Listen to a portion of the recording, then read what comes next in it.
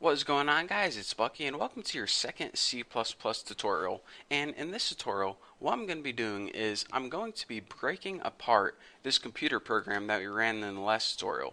So if you remember, whenever we first created a project in CodeBlocks already made a very simple computer program for us to run and test out just to make sure everything was working. And all it did was it printed out hello world on the screen. So if you go ahead and build and run this, we see that it just says hello world and some other computer stuff that isn't really relevant. But anyways, all this computer program does is print out hello world. And before I get into breaking this apart and telling you what each piece does, I want to say one thing. You would think, since computer programs are just made up of a bunch of lines of text, that we can learn each line one at a time. But computer programs are weird in that this is pretty much the most simple program you can write. And check it out, there are already 7 different lines included here. So in order to even write a most basic program, you need to code at least 7 lines of code. So it seems kind of confusing, and I just want to give you guys a warning. As long as you can get through this video, all the rest of the videos are going to be incredibly easy. This is the only one where I have to throw a bunch of information at you, but still, I'm going to break it down as easy as possible. And the reason for that is because you need so many things in order to run such a simple program, but once you understand the basics, everything else is just smooth sailing, I promise. So let me go ahead and we're going to be getting more in depth in each of these lines, but for now, let me just give you guys a brief introduction to what each line does. Let's go ahead and start at the top and work our way down. This include IO stream line right here, this is technically called a pre-processor directive. So if you're taking a test, if you're watching these tutorials because, maybe you're in C++ class and your teacher's kind of confusing you, answer on the test, this is a pre-processor directive. Now what that means in everyday terms is it pretty much says, alright, we're going to be including a file in this program that we're going to be using later on. So it's going to be including a file, IO stream, that we didn't make. We didn't make this file, but it needs it to run this program later on. So that's why it needed to include it. Again, we're going to be talking more about header files later on, but for the basics of this tutorial, all you need is to know that this line includes a file that our program needs to use later on. Now, the next line you can see is just a blank line. And you may say, alright, do you need this blank line? Do you not need it? Blank lines and spaces, you can have a million of them if you want, or you can have none of them, just like that. All blank lines do in programming is they make the program easier to read. Just with a book or a magazine or a newspaper, sometimes you want blank lines between your code. Sometimes you just want your code right under each other. It's personal preference. People, whatever you want. Blank lines just make it easier to read, so whatever is easier for you, add as many lines or as less lines as you want. And that brings me to another point. These tabs too, see this is kind of tabbed out or tabbed in. It's the same thing. Some people tab things in, make it easier to read. This program is just going to run just fine if it's just like that. But, people just like to line certain things up. So you'll see later on once we get coding that tabs and spaces and blank lines, they don't really mean anything significant. They just make the program easier to read. So that being said, under that blank line is this using namespace STD. And believe it or not, this does not stand for sexually transmitted disease. I like to think that, but trust me, it doesn't. It stands for the standard library, and that's another thing that is built in to C++ that is pretty much saying this.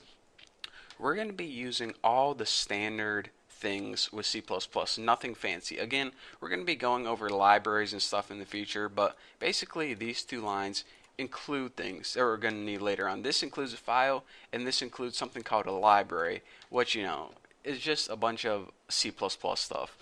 So with that being said, we know that these two lines include things. Fair enough. So now let's get to the meat and meat and potatoes, I guess, of the computer programming, and that's this. This entire thing is called a function. Now, all computer programs are made up of functions, and all functions are things you want the computer to do. For example, whenever we're making programs later on, we're going to make a function to play sounds, and we're going to make a function to draw graphics on the screen.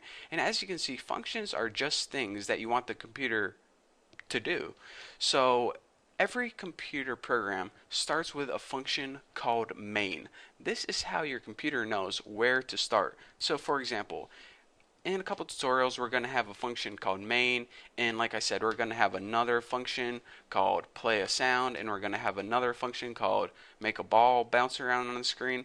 And you're going to have all these functions, and your computer's going to say, alright, you gave me all this stuff to do, but how do I know what order to do them in? Well, your computer automatically knows anytime it runs a program to start with the main function. So that's why it's so crucial to name this function main. So in order to make a function, you do this.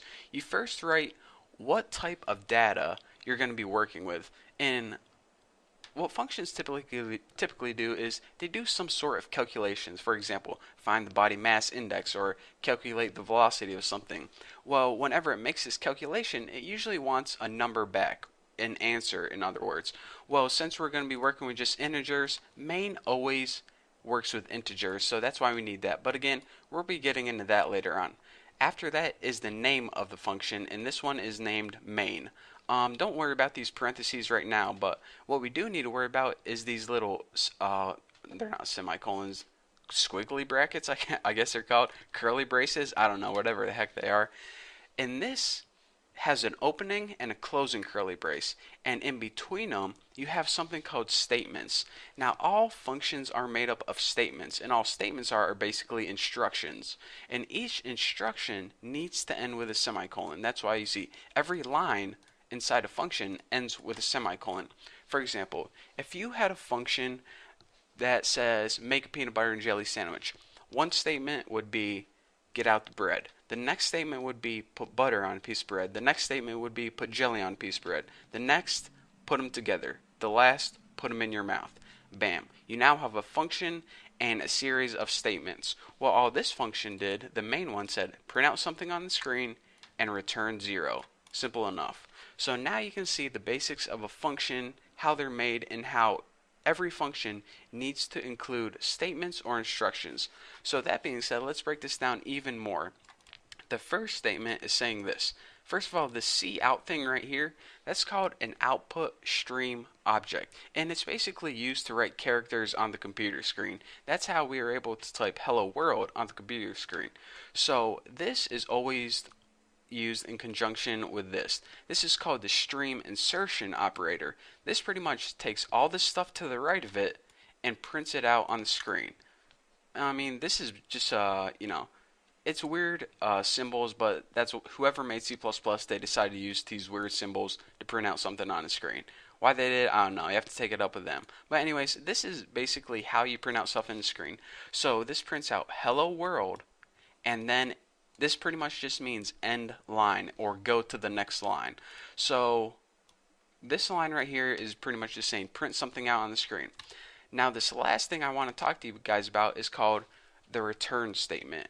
Now usually, like I said, functions will calculate something like body mass index or velocity, and when they calculate it, it's going to want an answer back. So if I had a function that calculated my weight, it would return 155 or 160 depending on if I ate tacos or not today.